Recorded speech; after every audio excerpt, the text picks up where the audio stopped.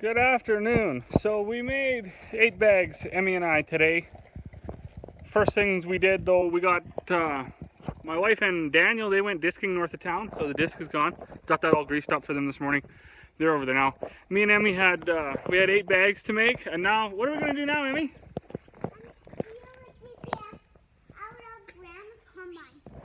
That's what we're gonna do now, because Grandma's gone. Where did Grandma go?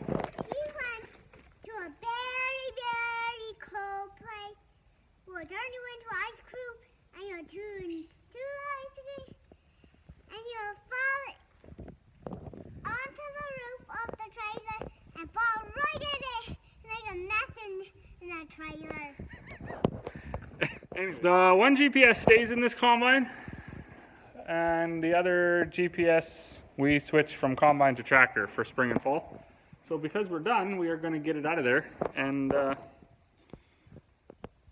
we'll need that other tractor for working in this chemical. All right, so we're just getting back at it now here. What were we doing? I don't even remember now.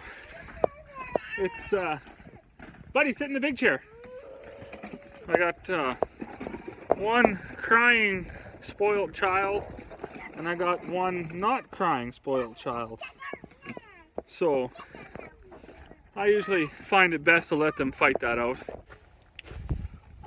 Okay, so my wife went up. She's north of town disking. We're gonna run up and get the cultivator and bring it down here. It's starting to rain now, but there's some electrical connections that go from the tractor to the cultivator that are all on the tractor she's using.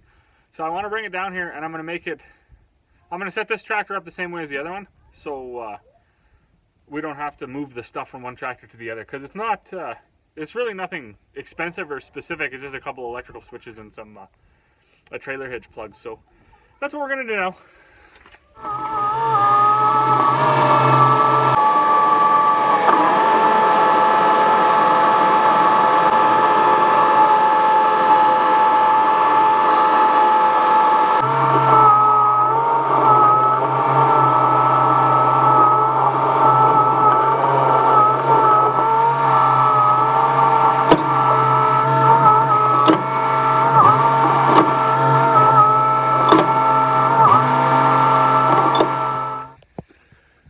Hey there, so it is Saturday morning, kind of a cold, dreary, gross day when all these water driblets hanging off everything.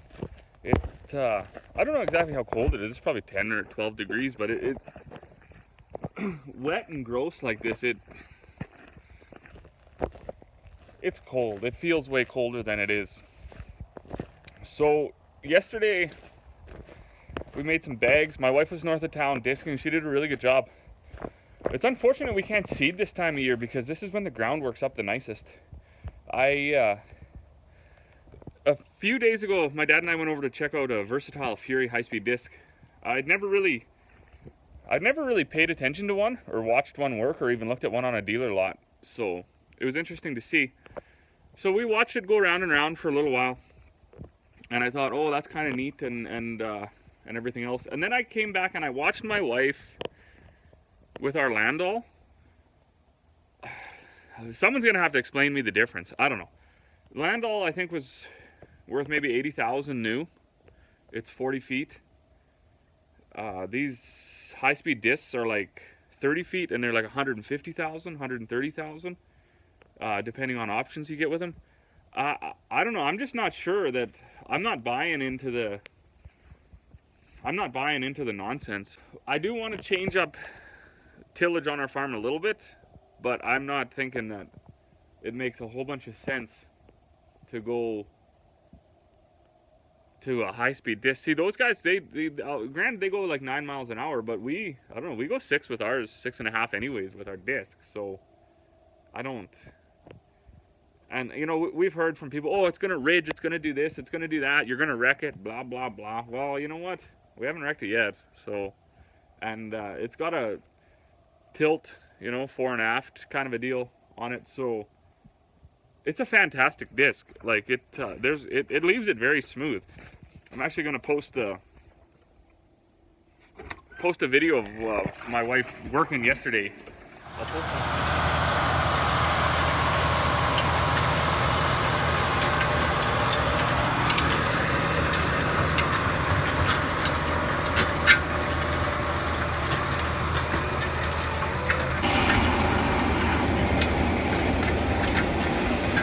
because I don't know.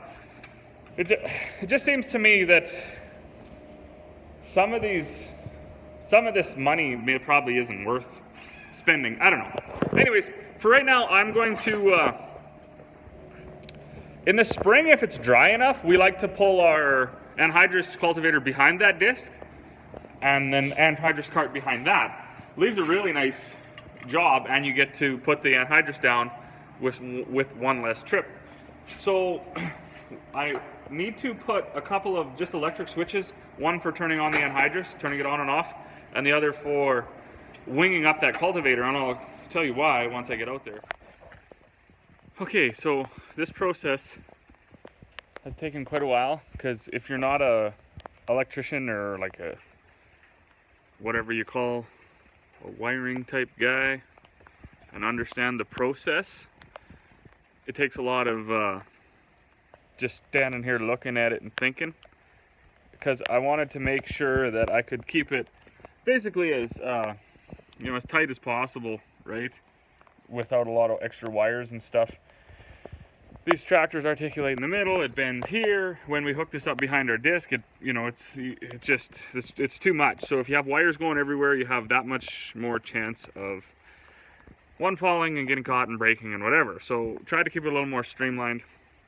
It's rained pretty much the whole entire time I've been standing here doing this, so I'm pretty much getting soaked. But I use these, what are they, like trailer plugins or whatever? I realize that people are probably going to, there's other things. There's egg-specific ones or ones that are more common in egg. But these are kind of neat because, I don't know, I thought it was going to work good for this project. So that's what I got. So I got this one coming off the implement. I didn't need the white one, that's why it's like that. I'll tidy that up later. And I got this one coming off the tractor. So, and in the cab, I got two different switches, and they're light up switches. So when you flip them on, the light on the end of the switch turns on. Now, when we had our 8650, we only had like 3 hydraulics, I believe, and our air drill needed 4. Until we got the GPS, because you needed one set of hydraulics for your wings, or your markers, our hydraulic markers. Once we got the GPS, we didn't need that, but we had our drill a year or two before we ever got GPS. So we bought this this block here, and all it is an electric solenoid. So out of the block you have 2 hydraulic outlets, into the block you have 1. So from the cab, you could just flip an electric switch, and this solenoid would switch from one set to the other. So we used it for our wings, and then when you got into the field and you had the drill wing down, you could just flip it from in the cab, and it would switch over and allow you to use your markers. Worked really well. So when we got our disc has one set of remote hydraulics running to the back for if you wanted to pull a pulverizer or a set of hydraulic harrows or something behind the disc. So we were like, okay, that's a no-brainer. We want to pull our cultivator behind the disc. Landall actually recommended we don't do that. We did it anyways, and it worked really, really well. I actually sent a video to Landall of it. They weren't sure if their hitch would hold up to it, and full disclosure, it didn't. we had to do a bit of work on that. It held up to it for like 3 or 4 years of dragging this stuff through the muddiest conditions you could ever imagine. So we had dual anhydrous tanks behind it, though they were small ones, mind you, not the 2,000 gallons, but 1,000 gallons. So dual anhydrous tanks, then the cultivator, hooked up to the disc, and then the tractor pulling that. Quite an awesome unit. That first year we used it, we had really wet land, and it dried it all out fantastic. Put the anhydrous down all in one trip. Did we save fuel? Probably not, but we saved time. We had more than enough horsepower in that tractor to pull it all. So we did that for a couple of years. Worked really well. You know, the rough spots that the disc left behind, the cultivator come through and smoothed it, plus put down the anhydrous. Made actually for a pretty nice seed bed. We joked about it, called it like a poor man's high-speed disc, multiple tillage thing. And we did it for like 3 years, and then finally that hitch gave out. But we just reinforced it a little bit, and we were back at it. The last year, it was just way too wet. The anhydrous tank was sinking behind all of this stuff, so you can imagine once this goes over, you want to seed into that, so you want a nice seed bed. When you have a foot ruts left by the anhydrous tank, it didn't make sense anymore. So we unhooked the tank, and he just drug this around, and that worked really well. Go a little faster, and then I seeded right behind that. Was wet conditions anyways, which is why we ended up with the year we ended up. But so for right now, my piece that I was painting, I drilled holes in it and heated up the metal and all the paint fell off, so I had to repaint it. I'm gonna make some label maker stencils, and I'm going to mark one is going to be NH3, one is going to be wings, because this this whole process here, there's an on-off switch in the cab now for the anhydrous, and there's a what am I thinking here? Oh, so and then there's the switch for this hydraulic block solenoid. So it should all work. Once I get my mounting bracket for the switches, I'm going to mount it up in the tractor. We don't actually need this block anymore, but because it's on there, we're just gonna leave it. We would need it if we were pulling it behind the disc.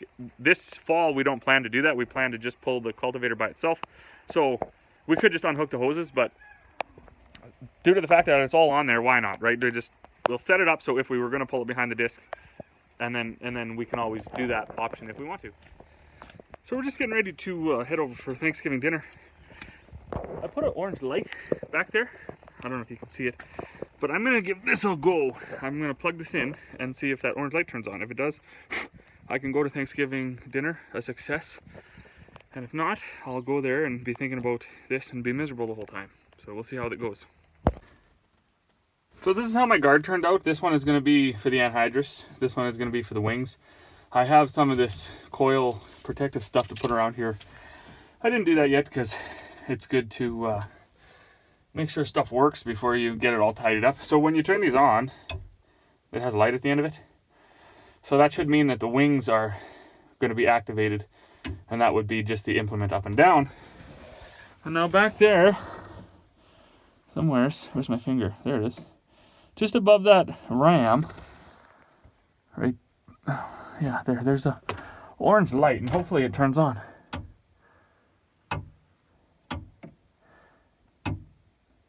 Can you see it? So anyways, that means I'm getting power back to my solenoid and my valve that opens to allow anhydrous ammonia to flow through the equipment. So it is flashing on and off. So pretty much I'm the smartest man in the world. That's, I think, what that means. So you'll have that visual too when you're looking back. If that orange light is on, it should mean your equipment is working. But anyways, I guess they want to go, so I'm going to head in and have a quick shower because I'm completely soaked from doing this. It's been raining here all day. So, to everybody, have a great long weekend. Enjoy your Thanksgiving.